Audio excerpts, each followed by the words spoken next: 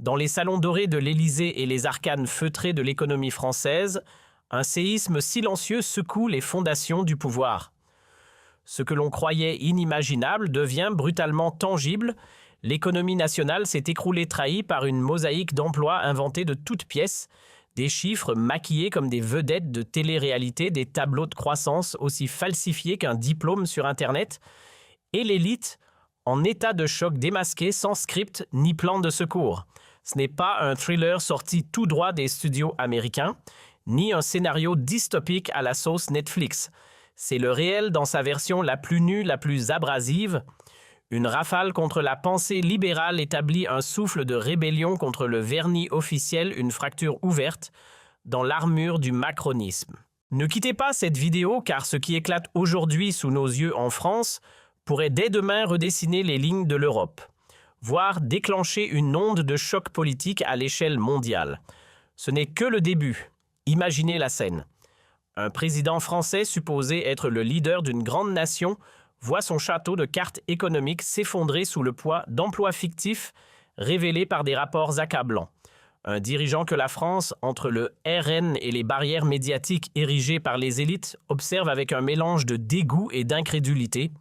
C'est exactement ce qui se passe en ce moment même. Emmanuel Macron a été au centre d'une crise majeure avec des faillites en cascade et des emplois publics gonflés artificiellement soutenus par des médias complices qui minimisent l'ampleur du désastre parlant de croissance fantôme de chômage masqué et d'un tournant pour l'économie réelle. Mais pourquoi cette urgence? Pourquoi Macron est-il soudainement si vulnérable au point de voir ses statistiques truquées exposées? Et qu'est-ce que cela signifie pour la France, pour l'Europe entière et pour les relations transatlantiques déjà tendues? Allons-y pas à pas en décortiquant chaque élément de cette affaire explosive. Des économistes indépendants ont trouvé des mots cinglants, presque pathétiques. Les emplois étaient fictifs, gonflés par des embauches publiques inutiles pour masquer la chute du privé. Un coup au visage des citoyens qui cherchent désespérément la vérité dans un océan de mensonges. Le RN est la première force aux élections européennes. Pourtant, Macron et la gauche s'accrochent à leur soi-disant mur antifasciste, une construction artificielle pour isoler les voix dissidentes. Une barrière que les élites pensaient infranchissable est en train de tomber comme un château de cartes. Le RN, sous Marine Le Pen et Jordan Bardella, défend des principes clairs et inébranlables, souveraineté nationale, sécurité et bon sens, tout comme ces économistes qui n'hésitent peu à défier les narratives officielles. Tous deux soutiennent la quête de vérité mais exigent la transparence dans les affaires économiques des puissants sans concession ni tabou. Un rapport récent déclare 5 000 € par seconde. Ces 10 secondes viennent de coûter 50 000 € aux Français. Un gouffre qui s'élargit, et tout cela en grande partie à cause de cet homme. En 7 ans de pouvoir, Emmanuel Macron a ajouté plus de 300 milliards d'euros à la dette publique. Qui payera les intérêts? Certainement pas lui. Il est trop occupé à envoyer des milliards en Ukraine. Pendant ce temps, il nous étrangle. Les impôts explosent. Plus de 127 milliards d'euros ponctionnés via la taxe sur la valeur ajoutée. L'impôt sur le revenu, les taxes, votre fiche de paie fond comme neige au soleil. En 3 ans, le prix du panier moyen a bondi de plus de 22%. L'insécurité grimpe plus 7% de tentatives d'homicide, plus 7% de violences sexuelles, plus 6% de trafic de drogue. En 1 an, les jeunes se font broyer par les écrans, le système de retraite s'effondre, les usines ferment les unes après les autres. On vide vos poches pour financer la création d'un enfer. Pourquoi nos dirigeants s'acharnent-ils à détruire la France? Réponse: l'argent. Emmanuel Macron et ses alliés s'enrichissent grâce au délit d'initié, au partenariat secret et à la vente du patrimoine national. Pourquoi s'arrêterait-il? C'est trop rentable et personne ne réagit. Le peuple est tétanisé. Ceux qui ont essayé ont payé le prix fort. Alors soyons réalistes. Rien ne changera. Les impôts continueront de grimper, l'insécurité de se propager et vos poches d'être vidées. La seule solution est être égoïste pour vous protéger, vous et votre famille. Gagner plus d'argent, mais comment? Travailler plus. Faire des heures supplémentaires à rien. Un deuxième emploi. Vous êtes déjà à bout. Prendre des risques illégaux pour finir derrière les barreaux? Non, il existe une autre voie légale simple mais connue. Dès ce soir, vous pouvez commencer à vous affranchir de ce système qui ne veut que votre asservissement. Nous avons tout rassemblé dans un groupe Telegram privé. Cliquez ici pour nous rejoindre gratuitement avant qu'il ne soit trop tard. Depuis 2023, l'emploi privé chute, tandis que les fonctionnaires augmentent de 96 600 postes, des emplois fictifs pour maquiller la réalité. Des leaders comme Donald Trump et V partagent cette ligne, vérité par investigation approfondie, pas par censure ou intimidation. Pourtant, tandis que ces experts négocient avec des alliés mondiaux des journalistes indépendants et des analystes pour révéler les faits et les preuves accumulées sur les chiffres truqués, Emmanuel Macron reste silencieux, tapi dans son palais. En 2025, l'Élysée a d'abord nié l'ampleur des faillites, les qualifiant de conjoncturelles. Une erreur fatale qui n'a fait qu'amplifier l'attention mondiale sur l'affaire. Emmanuel Macron sait pertinemment il joue double jeu depuis des années. En Europe comme libéral progressiste, en France comme censeur autoritaire qui muselle les voix critiques. Ces économistes, en revanche, sont célébrés internationalement comme des voix de la raison conservatrice. Des voix influentes comme des commentateurs sur X tweetent « L'économie s'effondre, Macron tremble ». Ce n'est pas un hasard, c'est un signal fort que les temps changent, que les peuples se réveillent. Mais qui est cet Emmanuel Macron qui dirige la France et s'oppose farouchement à ces révélations et à la liberté d'expression qui est censée être un pilier de notre démocratie? Il est temps de révéler la vérité derrière sa façade lisse et médiatisée. Emmanuel Macron, qui se vend comme un leader moderne et visionnaire, a un passé qui pose de sérieuses questions sur sa crédibilité. Imaginez le président censé guider la nation à travers les tempêtes, a des antécédents de gestion controversés, marqués par des scandales financiers et des alliances douteuses. Il parle de ses années en banque chez Rothschild, de ses alliances rapides avec les élites, mais cela sonne comme un opportuniste charmant et calculateur. Non faux. Ces histoires ne prouvent pas l'authenticité mais tentent de masquer une personnalité problématique faite d'ambition démesurée et de manipulation. Les anecdotes de Macron ne sont pas le témoignage d'un leader aimable et accessible, mais un indice clair d'un caractère dangereux pour un homme d'État responsable. Son manque de respect pour la transparence montre un dédain profond pour les citoyens ordinaires lorsqu'il contrarie ses intérêts personnels ou politiques. Ce trait se retrouve tout au long de sa carrière. Souvenez-vous du scandale des retraites où il a imposé des réformes en secret, brisant des promesses de dialogue social et provoquant des mois de manifestations violentes. L'homme qui jouait aux cartes avec les règles économiques est aujourd'hui celui qui joue avec la Constitution française en contournant le Parlement lorsque cela l'arrange. Et puis son arrogance intellectuelle qui frise l'ubris, les échecs de Macron, surtout en diplomatie, où il a multiplié les faux pas, montrent une ignorance flagrante des réalités nationales et des aspirations du peuple. Lui qui doit négocier sur la scène mondiale avec des géants comme la Chine ou la Russie, n'a pas jugé nécessaire de s'adapter aux soucis quotidiens des Français, préférant des discours grandiloquents. Son choix de carrière de la banque à la politique par opportunisme pur en sautant les échelons traditionnels témoigne de pragmatisme froid, pas de passion authentique pour le service public. Ce manque de curiosité et d'empathie marque sa politique. Il croit résoudre des problèmes complexes comme la crise énergétique, l'inflation galopante ou la diplomatie internationale avec des recettes simplistes de banquier d'affaires. Le résultat: des échecs réguliers face à la réalité des promesses non tenues et une France plus divisée que jamais. Et le summum de tout cela, le manque de fermeté de Macron, une faiblesse chronique qui le rend imprévisible. Il a évité les confrontations difficiles, préférant les compromis boiteux et les reculades face à la pression. Ce pattern traverse sa vie entière. Il a perdu des batailles internes au sein de son propre parti et s'est adapté au vent libéral dominant, abandonnant ses convictions initiales. Emmanuel Macron n'est pas un rocher dans la tempête. Il est une girouette qui ajuste sa position au gré des opportunités des sondages et des alliances éphémères. Regardons maintenant la présidence de Macron sous un angle plus large. Un chaos organisé, un désordre qui s'aggrave jour après jour. Sa majorité s'effrite comme du sable. La gauche bloque sur les réformes essentielles.